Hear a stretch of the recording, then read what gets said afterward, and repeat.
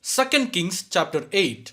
Elisha had told the woman whose son he had brought back to life, "Take your family and move to some other place, for the Lord has called for a famine on Israel that will last for 7 years." So the woman did as the man of God instructed. She took her family and settled in the land of the Philistines for 7 years. After the famine ended, she returned from the land of the Philistines, and she went to see the king about getting back her house and land. As she came in, the king was talking with Gehazi, the servant of the man of God. The king had just said, "Tell me some stories about the great things Elisha has done." And Gehazi was telling the king about the time Elisha had brought a boy back to life. At that very moment, the mother of the boy walked in to make her appeal to the king about her house and land. "Look, my lord the king," Gehazi exclaimed, "here is the woman now, and this is her son, the very one Elisha brought back to life." "Is this true?" the king asked her, and she told him the story. So he directed one of his officials to see that everything she had lost was restored to her, including the value of any crops that had been harvested during her absence. Elisha went to Damascus, the capital of Aram, where King Ben-Hadad lay sick. When someone told the king that the man of God had come, the king said to Hazael, "Take a gift to the man of God. Then tell him to ask the Lord, 'Will I recover from this illness?'" So Asahel loaded down 40 camels with the finest products of Damascus as a gift for Elisha. He went to him and said, "Your servant Ben-Hadad, the king of Aram, has sent me to ask, 'Will I recover from this illness?'" And Elisha said, "Go and tell him, 'You will surely recover.' But actually, the Lord has shown me that he will surely die." Elisha started at Asahel with a fixed gaze until Asahel became uneasy. Then the man of God started weeping. "What's the matter, my lord?" Asahel asked him. Elisha replied, "I know the terrible things you will do to the people of Israel. You will burn their fortified cities, kill their young men with the sword, dash their little children to the ground, and rip open their pregnant women." Asahel responded, "How could a nobody like me ever accomplish such great things?"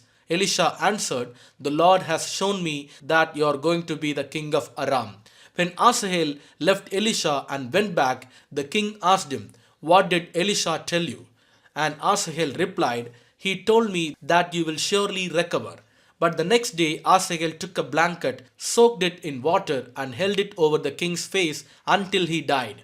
Then Asahel became the next king of Aram. Jehoram, son of King Jehoshaphat of Judah, began to rule over Judah in the 5th year of the reign of Joram, son of Ahab, king of Israel. Jehoram was 32 years old when he became king, and he reigned in Jerusalem 8 years. But Jehoram followed the example of the kings of Israel and was as wicked as King Ahab, for he had married one of Ahab's daughters. So Jehoram did what was evil in the Lord's sight. But the Lord did not want to destroy Judah, for he had promised his servant David that his descendants would continue to rule, shining like a lamp forever. During Jehoram's reign, the Edomites revolted against Judah and crowned their own king. So Jehoram went with all his chariots to attack the town of Zair. The Edomites surrounded him and his chariot commanders, but he went out at night and attacked them under cover of darkness. But Jehoram's army deserted him and fled to their homes. So Edom has been independent from Judah to this day. The town of Libnah also revolted about that same time. The rest of the events in Jehoram's reign and everything he did are recorded in the book of the history of the kings of Judah. When Jehoram died, he was buried with his ancestors in the city of David. Then his son Ahaziah became the next king. Ahaziah, son of Jehoram, began to rule over Judah in the 12th year of the reign of Joram, son of Ahab, king of Israel. Ahaziah was 22 years old when he became king, and he reigned in Jerusalem 1 year. His mother was Athaliah, a granddaughter of King Omri of Israel. Ahaziah followed the evil example of King Ahab's family. He did what was evil in the Lord's sight, just as Ahab's family had done, for he was related by marriage to the family of Ahab. Ahaziah joined Joram, son of Ahab, in his war against King Asahel of Aram at Ramoth Gilead. When the Arameans wounded King Joram in the battle, he returned to Jezreel to recover from the wounds he had received at Ramoth. Because Joram was wounded, King Ahaziah of Judah went to Jezreel to visit him. 2 Kings chapter 9. Meanwhile, Elisha the prophet had summoned a member of the group of prophets. Get ready to travel, he told him, and take this flask of olive oil with you. Go to Ramoth Gilead and find Jehu, son of Jehoshaphat, son of Nimshi. Call him into a private room away from his friends and pour the oil over his head. Say to him, this is what the Lord says, I anoint you to be the king over Israel. Then open the door and run for your life. So the young prophet did as he was told and went to Ramoth Gilead. When he arrived there, he found Jehu sitting around with the other army officers. I have a message for you, Commander, he said. For which one of us? Jehu asked. For you, Commander, he replied. So Jehu left the others and went into the house. Then the young prophet poured the oil over Jehu's head and said, this is what the Lord, the God of Israel, says. I anoint you king over the Lord's people, Israel. You are to destroy the family of Ahab, your master. In this way I will avenge the murder of my prophets and all the Lord's servants who were killed by Jezebel. The entire family of Ahab must be wiped out. I will destroy every one of his male descendants, slave and free alike, anywhere in Israel. I will destroy the family of Ahab as I destroy the families of Jeroboam, son of Nebat, and of Baasha, son of Ahijah. Dogs will eat Ahab's wife Jezebel at the plot of land in Jezreel, and no one will bury her. Then the young prophet opened the door and ran. Jehu went back to his fellow officers, and one of them asked him, what did that madman want? Is everything all right? You know how a man like that babbles on. Jehu replied. You're hiding something, they said. Tell us. So Jehu told them. He said to me, this is what the Lord says. I have anointed you to be king over Israel. Then they quickly spread out their cloaks on the bare steps and blew the ram's horn, shouting, Jehu is king. So Jehu, son of Jehoshaphat, son of Nimshi, led a conspiracy against King Joram. Now Joram had been with the army at Ramoth Gilead, defending Israel against the forces of King Asahel of Aram. But King Joram was wounded in the fighting and returned to Jezreel to recover from his wounds. So Jehu told the men with him, if you want me to be king, don't let anyone leave town and go to Jezreel to report what we have done. Then Jehu got into a chariot and rode to Jezreel to find King Joram, who was lying there wounded. King Ahaziah of Judah was there too, for he had gone to visit him. The watchman on the tower of Jezreel saw Jehu and his company approaching, so he shouted to Joram, I see a company of troops coming. Send out a rider to ask if they are coming in peace. King Joram ordered. So a horseman went out to meet Jehu and said, the king wants to know if you are coming in peace. Jehu replied, what do you know about peace? Fall in behind me. The watchman called out to the king, the messenger has met them, but he is not returning. So the king sent out a second horseman. He rode up to them and said, the king wants to know if you come in peace. Again Jehu answered, what do you know about peace? Fall in behind me. The watchman exclaimed, the messenger has met them, but he is not returning either. It must be Jehu, son of Nimshi, for he is driving like a madman. Quick, get my chariot ready, King Joram commanded. Then King Joram of Israel and King Ahaziah of Judah rode out in their chariots to meet Jehu. They met him at the plot of land that had belonged to Naboth of Jezreel. King Joram demanded, do you come in peace, Jehu? Jehu replied, how can there be peace as long as the idolatry and witchcraft of your mother Jezebel are all around us? Then King Joram turned the horses around and fled, shouting to King Ahaziah, treason Ahaziah. But Jehu drew his bow and shot Joram between the shoulders. The arrow pierced his heart and he sank down dead in his chariot. Jehu said to Bidkar, his officer, throw him into the plot of land that belonged to Naboth of Jezreel. Do you remember when you and I were riding along behind his father Ahab, the Lord pronounced this message against him. I solemnly swear that I will repay him here on this plot of land, says the Lord, for the murder of Naboth and his sons that I saw yesterday. So throw him out on the Naboth's property, just as the Lord said. When King Ahaziah of Judah saw what was happening, he fled along the road to Beth-Hagan. Jehu rode after him, shouting, "Shoot him too." So they shot Ahaziah in his chariot at the ascent of Gur near Iblim. He was able to go on as far as Megiddo, but he died there. His servants took him by chariot to Jerusalem, where they buried him with his ancestors in the city of David. Ahaziah had become king over Judah in the 11th year of the reign of Joram, son of Ahab. When Jezebel, the queen mother, heard that Jehu had come to Jezreel, she painted her eyelids and fixed her hair and sat at a window. When Jehu entered the gate of the palace, she shouted at him, "Have you come in peace, you murderer? You are just like Simri, who murdered his master." Jehu looked up and saw her at the window and shouted, "Who is on my side?" And 2 or 3 eunuchs looked out at him. "Throw her down," Jehu yelled. So they threw her out the window, and her blood spattered against the wall and on the horses, and Jehu trampled her body under his horses' hoofs. Then Jehu went into the palace and ate and drank. Afterward he said, "Someone go and bury this cursed woman, for she is the daughter of a king." But when they went out to bury her, they found only her skull, her feet, and her hands. When they returned and told Jehu, he stated, "This fulfills the message from the Lord, which he spoke through his servant Elijah from Tishbe. At the plot of land in Jezreel, dogs will eat Jezebel's body. Her remains will be scattered like dung on the plot of land in Jezreel, so that no one will be able to recognize her." 2 Kings chapter 10. Ahab had 70 sons living in the city of Samaria. So Jehu wrote letters and sent them to Samaria, to the elders and officials of the city, and to the guardians of King Ahab's son. He said, "The king's sons are with you, and you have at your disposal chariots, horses, a fortified city, and weapons. As soon as you receive this letter, select the best qualified of your master's sons to be your king, and prepare to fight for Ahab's dynasty."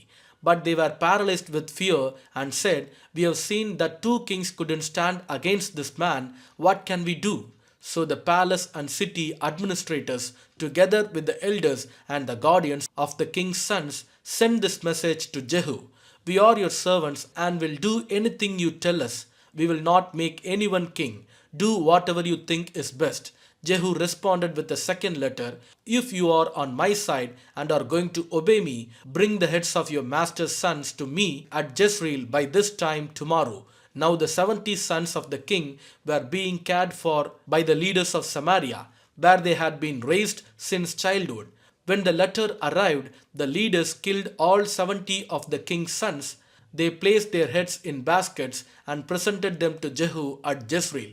A messenger went to Jehu and said, "They have brought the heads of the king's son." So Jehu ordered, "Pile them in 2 heaps at the entrance of the city gate, and leave them there until morning." In the morning he went out and spoke to the crowd that had gathered around them. "You are not to blame," he told them. "I am the one who conspired against my master and killed him. But who killed all this? You can be sure that the message of the Lord that was spoken concerning Ahab's family will not fail. The Lord declared through his servant Elijah that this would happen." Then Jehu killed all who were left of Ahab's relatives living in Jezreel, and all his important officials, his personal friends, and his priests. So Ahab was left without a single survivor. Then Jehu set out for Samaria. Along the way, while he was at Beth-Eked of the shepherds, he met some relatives of King Ahaziah of Judah. "Who are you?" he asked them. And they replied, "We are relatives of King Ahaziah. We are going to visit the sons of King Ahab and the sons of the queen mother. Take them alive." Jehu shouted to his men, and they captured all 42 of them and killed them at the well of Beth-Eked. None of them escaped. When Jehu left there, he met Jehonadab, son of Rechab, who was coming to meet him. After they had greeted each other, Jehu said to him, "Are you as loyal to me as I am to you?" "Yes, I am," Jehonadab replied. "If you are," Jehu said, "then give me your hand." So Jehonadab put out his hand, and Jehu helped him into the chariot. Then Jehu said, "Now come with me and see how devoted I am to the Lord." So Jehonadab rode along with him. When Jehu arrived in Samaria, he killed everyone who was left there from Ahab's family, just as the Lord had promised through Elijah. Then Jehu called a meeting of all the people of the city and said to them, Ahab's worship of Baal was nothing compared to the way I will worship him. Therefore, summon all the prophets and worshippers of Baal and call together all his priests. See to it that every one of them comes, for I am going to offer a great sacrifice to Baal. Anyone who fails to come will be put to death. But Jehu's cunning plan was to destroy all the worshippers of Baal. Then Jehu ordered, Prepare a solemn assembly to worship Baal. So they did. He sent messengers throughout all Israel, summoning those who worshipped Baal. They all came, not a single one remained behind. And they filled the temple of Baal from one end to the other. And Jehu instructed the keeper of the wardrobe, Be sure that every worshipper of Baal wears one of these robes. So robes were given to them. Then Jehu went into the temple of Baal with Jehonadab, son of Rechab. Jehu said to the worshippers of Baal, Make sure no one who worships the Lord is here, only those who worship Baal. So they were all inside the temple to offer sacrifices and burnt offerings. Now Jehu had stationed 80 of his men outside the building and had warned them, If you let anyone escape, you will pay for it with your own life. As soon as Jehu had finished sacrificing the burnt offerings, he commanded his guards and officers, Go in and kill all of them. Don't let a single one escape. So they killed them all with their swords, and the guards and officers dragged their bodies outside. Then Jehu's men went into the innermost fortress of the temple of Baal. They dragged out the sacred pillar used in the worship of Baal and burned it. They smashed the sacred pillar and wrecked the temple of Baal, converting it into a public toilet as it remains to this day. In this way, Jehu destroyed every trace of Baal worship from Israel. He did not, however, destroy the gold calves at Bethel and Dan, with which Jeroboam son of Nebat had caused Israel to sin. Nonetheless, the Lord said to Jehu, You have done well in following my instructions to destroy the family of Ahab. Therefore, your descendants will be kings of Israel down to the fourth generation. But Jehu did not obey the law of the Lord, the God of Israel, with all his heart. He refused to turn from the sins that Jeroboam had led Israel to commit.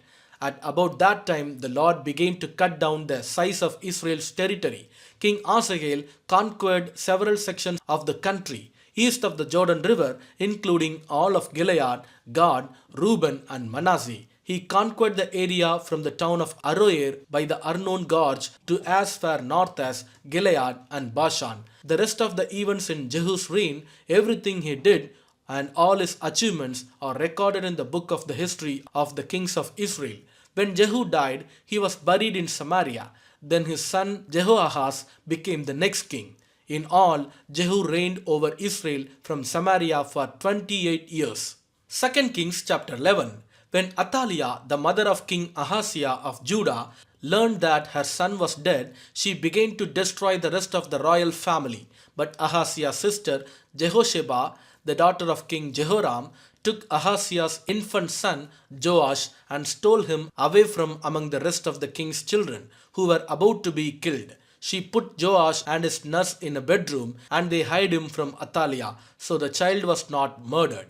Joash remained hidden in the temple of the Lord for 6 years, while Athaliah ruled over the land. In the 7th year of Athaliah's reign, Jehoiada the priest summoned the commanders, the carrot mercenaries, and the palace guards to come to the temple of the Lord. He made a solemn pact with them and made them swear an oath of royalty there in the Lord's temple. Then he showed them the king's son. Jehoiada told them, This is what you must do. A third of you who are on duty on the Sabbath are to guard the royal palace itself. Another third of you are to stand guard at the Sur gate, and the final third must stand guard behind the palace guard. These 3 groups will all guard the palace. The other 2 units who are off duty on the Sabbath must stand guard for the king at the Lord's temple. Form a bodyguard around the king and keep your weapons in hand. Kill anyone who tries to break through. Stay with the king wherever he goes. So the commanders did everything as Jehoiada the priest ordered. The commanders took charge of the man reporting for duty that Sabbath as well as those who were going off duty. They brought them all to Jehoiada the priest, and he supplied them with the spears and small shields that had once belonged to King David and were stored in the temple of the Lord. The palace guards stationed themselves around the king with their weapons ready. They formed a line from the south side of the temple around to the north side and all around the altar. Then Jehoiada brought out Joash, the king's son, placed the crown on his head and presented him with a copy of God's laws.